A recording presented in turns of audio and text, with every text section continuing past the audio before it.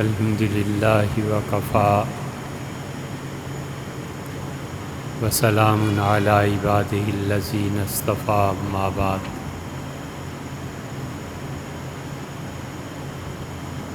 اللہ تعالی نے اپنی مخلوق کی ہدایت کے واسطے حضرات انبیاء علیہ الصلوۃ والسلام کا سلسلہ جاری رکھا، اور حضرت ہود علیہ الصلوۃ والسلام کے بعد اللہ نے قوم سمود کا انتخاب فرمایا۔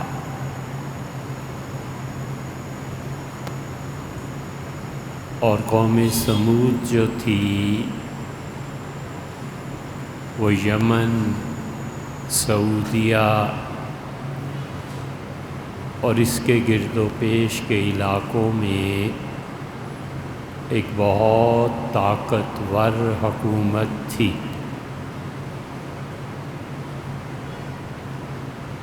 لوگوں کی عمریں بہت طویل ہوتی تھیں، اور جو چیزیں لوگ بناتے تھے اس زمانے میں وہ ان کی زندگیوں میں ہی شکست و ریخت کا شکار ہو جاتی تھی۔ مکان بناتے تھے تو اب ایک آدمی کی عمر اگر 500 سال ہے تو 500 سال مکان نہیں چلتا تھا۔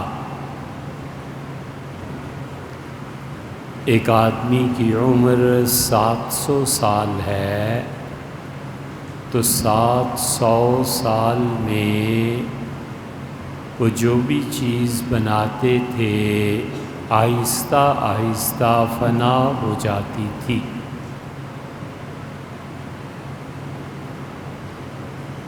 تمدن کی ضروریات خود انسان کو اس طرف رہنمائی کرتی ہیں کہ وہ حالات پر قابو پائے، اور فطرت اپنی تسکین کے لیے خود رہنمائی کرتی ہے کہ کیا کام کرنا چاہیے۔ بھوک لگتی ہے تو انسان خود بخود کھانے کی تلاش میں نکلتا ہے، پیاس لگتی ہے تو پینے کے لیے ڈھونڈتا ہے۔ تو تمدن انسان کو خود سکھاتا ہے کہ کیا چیز کرنی چاہیے۔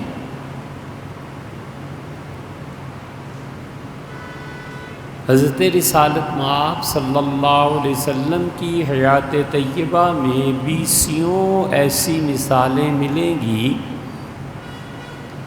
کہ تہذیب اور تمدن کے ارتقاء کے ساتھ آپ نے جدید چیزوں کو اختیار فرمایا۔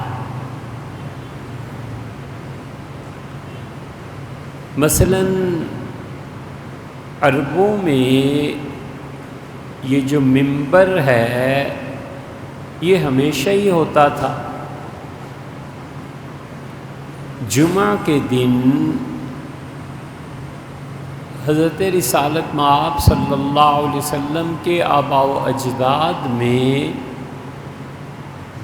ایک بزرگ تھے، قصی ان کا نام تھا، تو جمعہ کے دن منبر پہ بیٹھتے تھے اور جو بھی قریشی تھے انہیں نصیحت کرتے تھے۔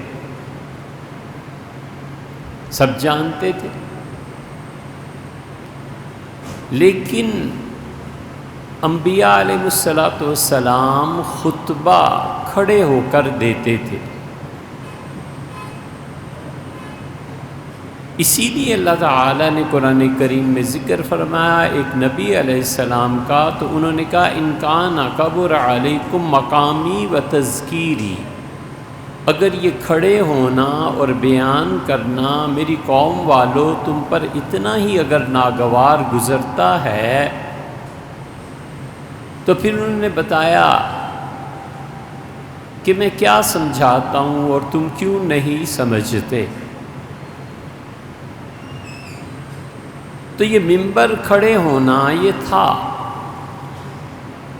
حتیٰ کہ نکاح کا خطبہ بھی عرب کھڑے ہو کر پڑھتے تھے، اور اب بھی نکاح کا خطبہ کھڑے ہو کر پڑھنا یہ زیادہ سنت کے قریب ہے، بیٹھ کے بھی جائز۔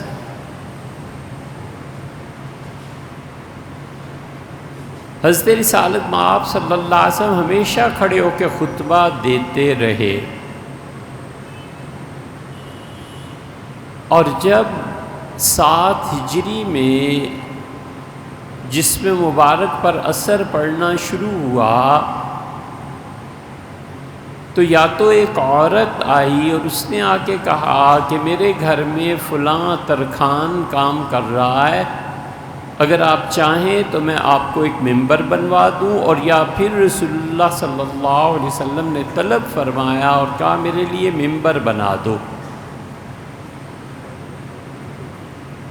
اور خطبوں کے درمیان بیٹھ جاتے تھے۔ اصل میں ایک ہی خطبہ ہوتا تھا جمعے کا، لیکن آپ کے لیے اتنی دیر کھڑا رہنا دشوار ہو گیا تھا، تو پھر درمیان میں بیٹھ جاتے تھے، بس وہ سنت چل پڑی۔ حضرت معاویہ رضی اللہ عنہ کا وزن بڑھ گیا تھا بہت، تو پہلی مرتبہ انہوں نے ہی بیٹھ کے جمعے کا خطبہ شروع کیا ہے، وہ بالکل کھڑا ہونا ان کے لیے دشوار ہو گیا تھا۔ تو تمدن جب ترقی کرتا ہے تو وہ خود انسان کی رہنمائی کرتا ہے، تو انہوں نے سوچا عمریں اتنی طویل اور مکان 2 3 مرتبہ بناؤ، کیوں نہ ان پہاڑوں کو کھود کر ہم یہاں پر اپنے گھر بنائیں۔ یہ اصل وجہ ہو گئی پہاڑوں کو کھودنے کی۔ باقاعدہ نقشے بنتے تھے کہ یہ پہاڑ اتنا کھودا جائے تو اس طرح سے ایک ہال برآمد ہوگا، اس ہال کے فلاں حصے میں سیڑھی لگائی جائے تو اس طرح سے سیڑھی بنے گی۔ زبردست جیومیٹری جانتے تھے اور میتھمیٹکس جانتے تھے، اور بڑے بڑے عمدہ نقشے بنانے والے تھے۔ اللہ نے 11ویں پارے میں یہ جو علم انہیں حساب و کتاب کا اور جیومیٹری کا دیا تھا، اس کو اپنا انعام فرمایا ہے۔ اس لیے ہمارے لوگ غور نہیں کرتے کہ یہ جتنے علوم سے انسانی زندگی میں راحت اور آرام پہنچتا ہے، یہ سب اللہ کا انعام۔ ہمارے بچے جو میڈیکل پڑھتے ہیں، جو کمپیوٹر پڑھتے ہیں، جو اعلیٰ تعلیم جا کر حاصل کرتے ہیں، جو ایٹامک ریسرچ کرتے ہیں، یہ سب کا سب اللہ کا انعام ہے۔ ان میں سے کچھ لوگ دین پڑھتے ہیں، کچھ لوگ دنیا میں انسانوں کی راحت کے لیے کام کرتے ہیں۔ کوئی معلوم نہیں ہے کہ جو شخص بخاری شریف پڑھا رہا ہے اللہ جنت میں اسے بلند مقام عنایت فرمائے گا، یا اس بچے کو جو کمپیوٹر سے بہترین ڈیزائن نکال کے دیتا ہے کہ ابا ایسا مکان بنا دے۔ جس چیز کو اللہ قبول کر۔ اسی لیے ہمارے شیخ حضرت ابو الحسن علی ندوی رحمۃ اللہ علیہ فرماتے تھے یہ دینی اور دنیاوی علوم کی جو تقسیم ہے یہ ٹھیک ہے، لکھتے پڑھتے ایسے ہی ہیں، مگر حقیقت میں یہ سب خدا کا انعام ہے، ایک ہی چیز۔ تو انہیں اس علم میں مہارت تھی، اور انہوں نے پہاڑوں کو تراشا اور اللہ نے کہا تنحتون الجبال، تم پہاڑوں کو تراش تراش کے گھر بناتے ہو۔ جو پہاڑوں کو تراشتے تھے وہ لوہے کے اوزار بھی تو استعمال کرتے تھے، اب لوہے کے اوزار ایجاد کرنا اتنی بڑی چیز ہے، اب تک لوہے کا کام کرنے والے فریم بناتے ہیں کہ جی یہ اتنے فٹ کی سیڑھی ہے، ایسا فریم چاہیے، یہاں بینڈ دینا ہے، یہ ایسے کر دیں، یہ شٹرنگ اس پیمائش کی ہے، ایسے بنا دیں۔ اللہ نے کہا وَأَلَنَّا لَهُ الْحَدِيدَ، اور ہم نے اس داؤد علیہ السلام کے لیے لوہے کو بالکل نرم کر دیا تھا۔ ایک جگہ آیا أَسَلْنَا لَهُ عَيْنَ الْقِطْرِ، ہم نے کاپر تانبے کا چشمہ بہا دیا تھا، جیسے پانی کا چشمہ ہے اس کے لیے بہا دیا تھا، اور وہ اس تانبے کے چشمے سے کاپر کو نکالتے تھے، خشک کرتے تھے، کوٹ پیٹ کے دیگیں بناتے تھے، وقدور الراسیات، اور کتنی بڑی بڑی چیزیں بنتی تھیں۔ اور ہم نے کہا اعملوا آل داؤد شکرا، داؤد کی اولاد میرا شکر ادا کرو، وقلیل من عبادی الشکور، میرے بندوں میں بہت تھوڑے ہیں جو بات بات پہ میرا شکر ادا کرتے۔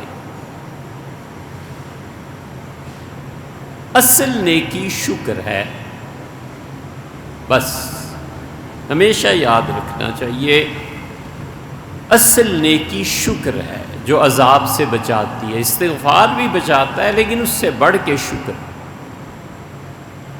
اسی لیے اللہ نے فرمایا یفعل اللہ بعذابکم، خدا تمہیں کیوں عذاب دے؟ اللہ کو کیا پڑی ہے تمہیں جہنم میں پھینکنے کی؟ اللہ کو کیا پڑی ہے دنیا میں رزق تنگ کرنے کی تم پہ؟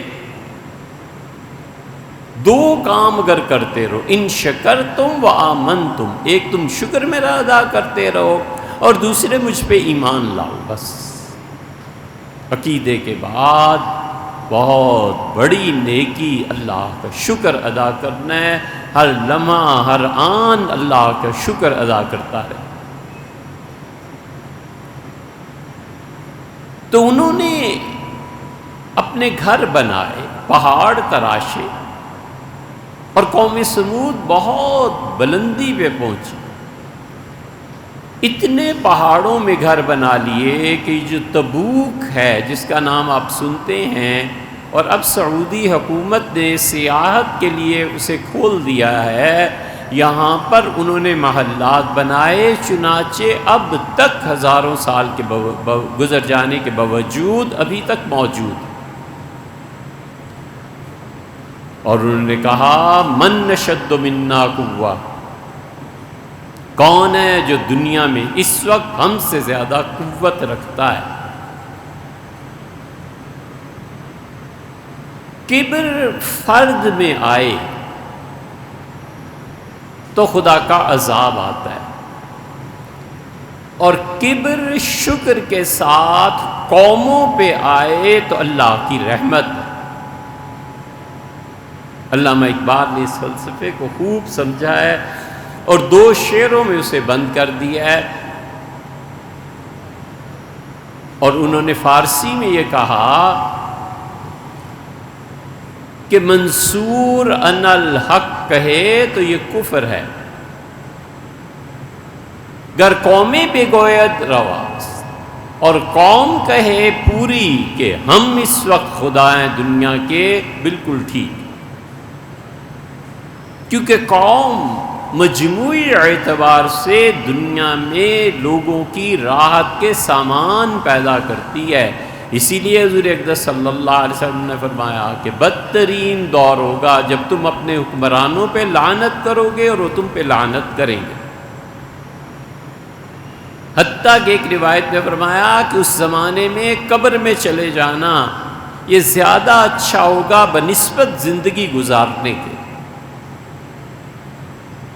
تو قومیں جب بنتی ہیں تو پھر وہ اپنے پرنسپلز، اپنے اصول، لیکن وہ کبر میں آ گئے اور اللہ کو شکر ادا نہیں کیا، اور ان کا من اشد منا قوہ، کون ہے جو ہم سے زیادہ طاقتور ہو کائنات میں؟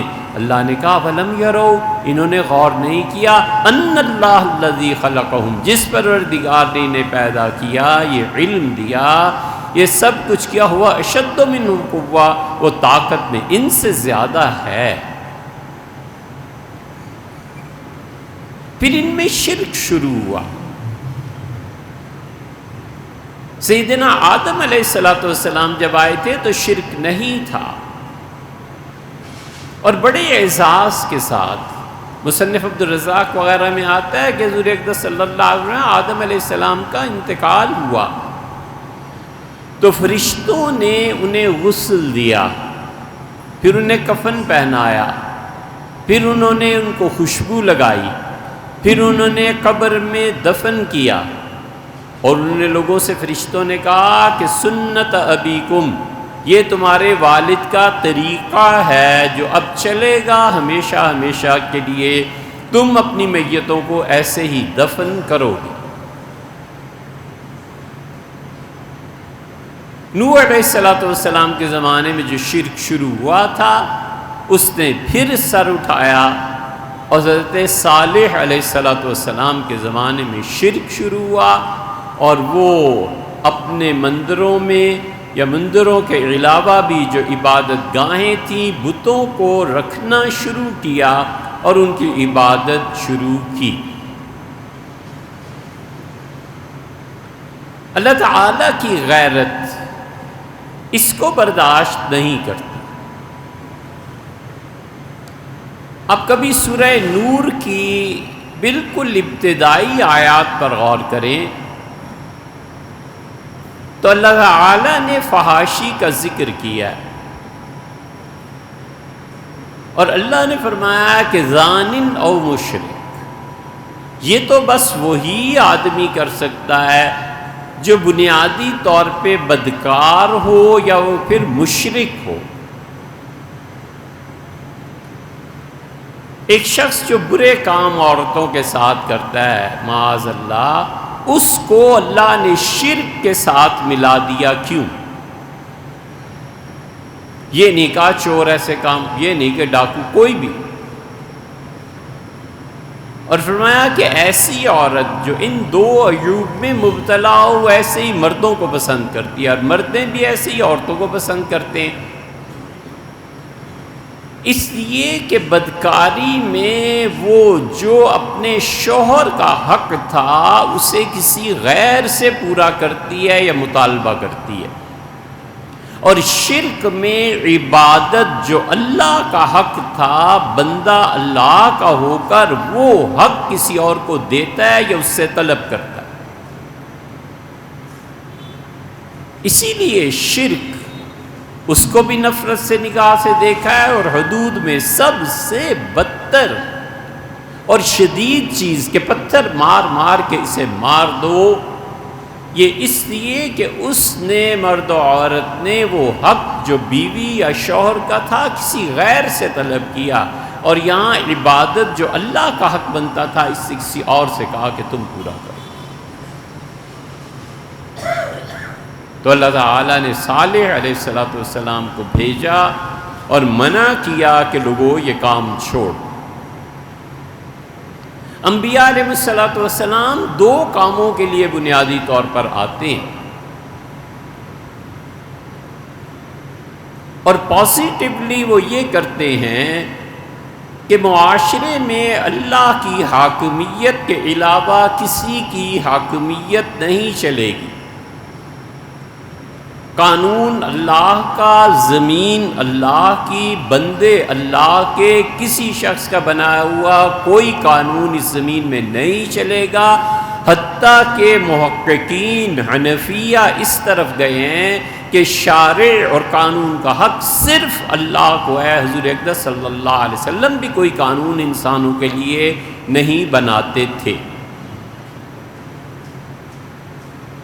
شاہ عبدالعزیز صاحب محدث دہلوی رحمۃ اللہ علیہ نے تحفہ اثنا عشریہ میں صاف لکھا ہے کہ شریعت بنانے کا اختیار صرف اللہ کا ہے، یعنی وہ اپنے بندوں کو جانتا ہے۔ حضور اقدس صلی اللہ علیہ وسلم بھی خدا کی وحی کے مطابق بتاتے تھے، انسان کو انسان کے لیے قانون بنانے کا کوئی حق ہے ہی نہیں۔ غلام تھوڑے ہی بنانا ہے۔ یہ وہ بات ہے جو سیدنا عمر رضی اللہ عنہ نے کہی تھی عمر بن العاص کو سزا دیتے ہوئے۔ درے مارے تھے کوڑے، کیونکہ ان کے بیٹے محمد نے ایک دیہاتی آدمی سے یہ کہہ دیا تھا کہ خذ انا ابن الاکرمین، لے سہ برداشت کرو۔ کوڑا کھینچ کے اس نے مارا، اس نے کہا تمہیں پتہ نہیں میں کس کی اولاد ہوں؟ سیدنا عمر رضی اللہ عنہ نے کہا یہ تیرے سر پہ تیرا بیٹا اچھلا ہے اور لوگوں کو کہتا ہے کوڑے مارتا ہے، خذ یہ لے کوڑا میں مار رہا ہوں۔ عمر رضی اللہ عنہ نے مارا کھینچ کے عمر بن العاص کو، اور فرمایا کہ متی استعبدتم الناس، تم نے لوگوں کو کب سے غلام سمجھنا شروع کر دیا ہے؟ وقد ولدتہم امہاتہم احرارا، ان کی ماؤں نے تو انہیں آزاد جنم دیا تھا۔ یہ آزادی ہے جو ہمارا طرہ امتیاز ہے، یہ آزادی ہے جس دنیا میں ملنی چاہیے۔ اس آزادی کے لیے جنگیں لڑی جاتی، اس آزادی کے لیے معاشرے میں جدوجہد ہوتی ہے، اور یہ آزادی ہے جو مطلوب ہے۔ اس آزادی کو قید میں تبدیل کرنے کا حق صرف اللہ کو ہے، کسی کو نہیں۔ بس صرف اللہ کہہ دے کہ 4 سے زیادہ نہیں کرنی، اللہ کا حق ہے۔ اللہ یہ کہہ دے کہ اس پہ سزا ملے گی، اللہ کا حق ہے۔ جو لوگ بھی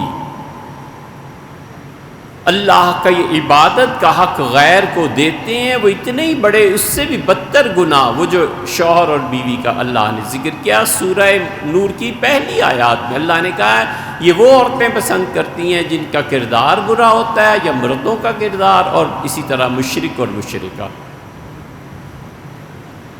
اس قوم نے یہ کرتوت شروع کیے اور شرک شروع کیا، اور اللہ تعالیٰ نے حضرت صالح علیہ السلام کو بھیجا، اور صالح علیہ السلام نے بار بار قوم کو سمجھایا کہ دیکھو اللہ کی غیرت اسے نہیں مانتی۔ یہ شرک ایسی چیز ہے جس پہ کوئی بھی اللہ کا پیغمبر علیہ السلام وہ 2 ہی کاموں کے لیے آتے ہیں، ایک خدا کی توحید، خدا کی حاکمیت کو قائم کرنے کے لیے کہ انسان کی آزادی سلب نہیں کر سکتا، صرف اور صرف اللہ کا حق ہے۔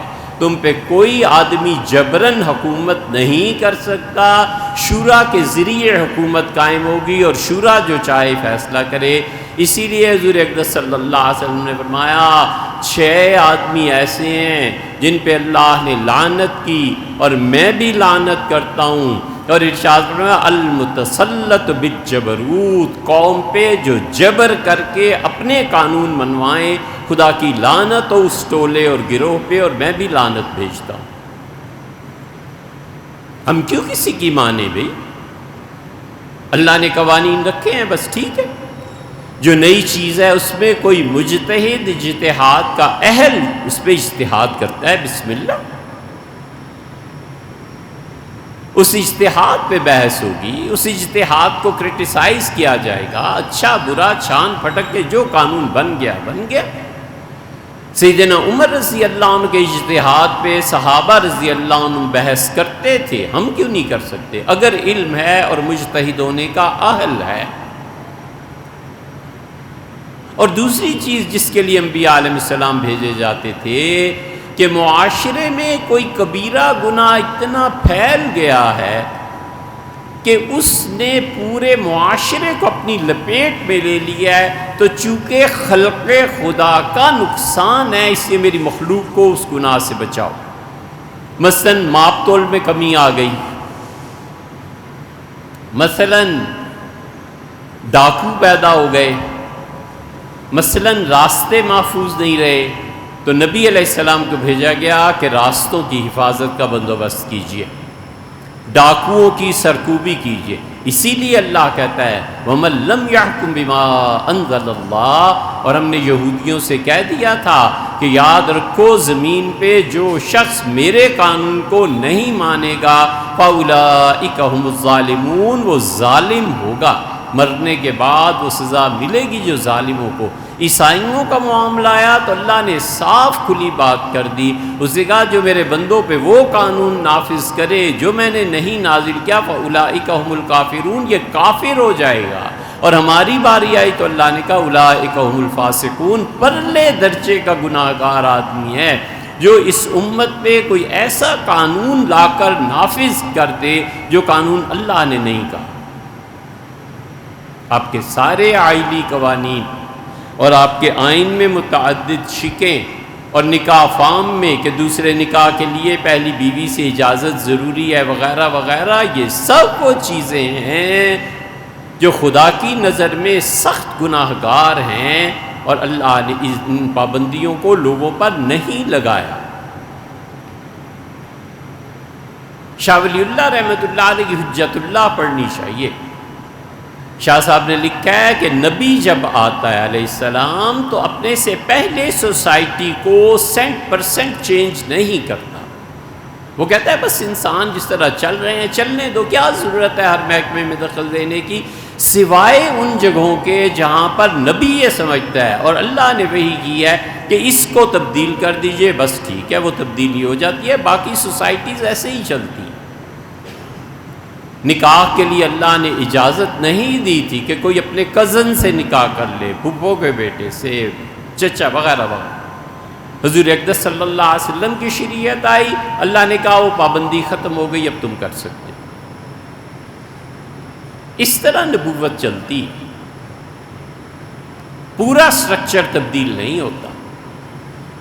عربوں میں ہمیشہ 10 اونٹ ایک آدمی کے خون کی قیمت تھی۔ حضرت عبد المطلب کے زمانے میں انہوں نے کہا کہ جب زمزم کی کھدائی کی تو کوئی مل نہیں رہا تھا، کوئی ان کے ساتھ معاون نہیں تھا، تو انہوں نے کہا پروردگار اگر تو مجھے 10 بیٹے دے دیتا نا تو میں زمزم کو کھود دیتا۔ اسماعیل علیہ السلام کی یادگار، ابراہیم علیہ السلام کی یادگار، اللہ نے 10 بیٹے دے دیے۔ انہوں نے کہا یا رب 10 میں سے ایک تیرے نام پہ ذبح کروں۔ مشہور قصہ آپ نے سنا ہوگا، مختصر یہ کہ انہوں نے عبداللہ کا چناؤ کیا اور کہا جا کے کہ عبداللہ کو ذبح کرو۔ عبداللہ کو لے کے چلے تو مکہ مکرمہ میں شور و پکار پڑ گئی کہ عبداللہ تمہارا اتنا اچھا بیٹا، اسے مت ذبح کرو۔ کاہن کے پاس گئے، اس نے کہا عبداللہ کی پرچی بھی ڈالو اور 10 اونٹ کی پرچی بھی، اللہ کس سے راضی ہوتا ہے۔ پھر عبداللہ کا نام انہوں نے 20 اونٹ کر دیے، پھر عبداللہ کا نام 30، ہوتے ہوتے 100 اونٹ کی پرچی کے مقابلے میں عبداللہ دونوں پرچیاں ڈالی گئیں، اب جا کر نکلا 100 اونٹ۔ تو عبد المطلب نے کہا میں 100 اونٹ اللہ کی راہ میں دوں گا۔ اس سے معلوم ہوتا ہے کہ میرے پروردگار نے عبداللہ کو چھوڑ کے 100 کو پسند کر۔ حضور اقدس صلی اللہ علیہ وسلم سے قائم رکھا، کچھ نہیں کیا۔ پہلا تغیر قیمت میں نہیں، سیدنا عمر رضی اللہ عنہ نے کیا تھا۔ سیدنا عمر رضی اللہ عنہ نے کہا کہ حضور صلی اللہ علیہ وسلم کے زمانے میں ریٹس اتنے تھے، حضرت ابوبکر رضی اللہ عنہ کا دور گزرا، لوگوں ہم بہت زیادہ پریشان تھے، اسٹیبلشمنٹ پورے ملک کی ہل کے رہ گئی تھی اور ہم 1.5 سال تک اس سے نہیں نکل سکے۔ اب میری خلافت میں میں چاہتا ہوں عوام کو رعایت دوں، میں چیزوں کی قیمتیں کم کر رہا ہوں، روپے کی قدر سیدنا عمر رضی اللہ عنہ نے بڑھا دی۔ جنہوں نے معاشیات اسلام کی نہیں پڑھی، ہمیں تو بھئی آج تک نہیں ملا کہ یہ تصور دنیا میں حضرت عمر رضی اللہ عنہ سے پہلے تھا کہ روپے کی قدر کم اور زیادہ کرنے سے پبلک پر کیا اثر پڑتا ہے، اور وہ چلتی رہی۔ انہوں نے کہا ہم لوگوں کو رعایت دیں گے، قیمتیں کم کرو چیزوں کی، اور فرمایا اتنے پیسے خون کے ہوتے تھے میں اتنے کر رہا ہوں، 100 اونٹوں کے برابر۔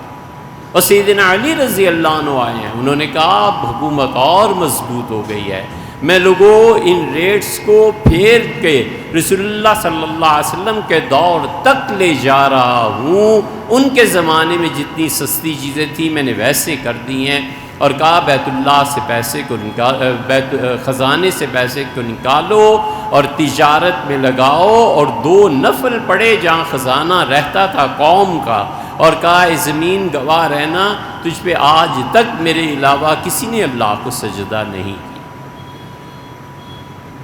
یہ معاشی بحران تھے، نکلے۔ خلافت اسی لیے تھی، اس لیے یہ نہیں ہوا کرتا کہ ٹوٹلی چینج کر دیں۔ آپ نے اس کو تفصیل سے پڑھنا ہو تو شاہ ولی اللہ رحمۃ اللہ کی حجت اللہ البالغہ کسی استاد سے پڑھیے، پتہ چلے کہ وہ ہیرہ روزگار، وہ نادر و نایاب، جب پوری اسلامی دنیا میں مایوسی طاری ہو رہی تھی، دلی کی خاک سے ایسا آدمی بھی پیدا ہونا تھا۔ اللہ کی شان ہے کہ اس نے آنے والے وقت کے لیے امامت کا کردار ادا کیا۔ تو اس سے صالح علیہ السلام نے ان بستیوں میں اللہ کی توحید کا پیغام پہنچایا، اور انہوں نے صرف ان چیزوں میں تبدیلی کا مطالبہ کیا جو پبلک کر رہی تھی۔ یہ کبر اور غرور اور طبقاتی تقسیم، لوگوں کو چھوٹا سمجھنا، اپنے سے کم مال والے کی توہین اور اپنے سے زیادہ مال اور آسائش میں بڑھے ہوئے آدمی کی عزت، یہ حضرت صالح علیہ السلام کی قوم میں مرض پیدا ہو گیا تھا۔ اس پہ انہوں نے پھر محنت کی۔ انشاءاللہ آئندہ جمعے کو بھی اسی پر بات کریں۔